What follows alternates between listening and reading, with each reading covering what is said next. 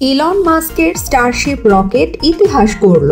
Space x সম্প্রতি Starship rocket সফলভাবে উৎক্ষেপণ করেছে, যা মহাকাশ গবেষণায় নতুন দিগন্ত উন্মোচন করেছে। এটি একসঙ্গে 100 জন যাত্রী বহন করতে পারে এবং 100 টন ওজন ধারণের ক্ষমতা রাখে। পুনর্ব্যবহারযোগ্য প্রযুক্তিতে তৈরি এই রকেটের সুপার হেভি বুস্টার অংশটি উৎক্ষেপণের পর পৃথিবীতে ফিরে আসে, যা ভবিষ্যৎ উৎক্ষেপণের খরচ কমাতে সাহায্য করবে।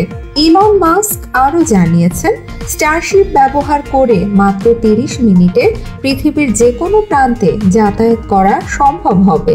এই প্রকল্পটি এখনও পরিকল্পনার পর্যায়ে রয়েছে, তবে এটি বৈশ্বিক ভ্রমণ ব্যবস্থায় বিপ্লব ঘটানোর প্রতিশ্রুতি দিচ্ছে। স্টারশিপের এই সাফল্য মহাকাশ ভ্রমণের খরচ কমানো এবং কার্যকারিতা বৃদ্ধির মাধ্যমে বিজ্ঞান ও প্রযুক্তির উন্নয়নে গুরুত্বপূর্ণ ভূমিকা রাখবে।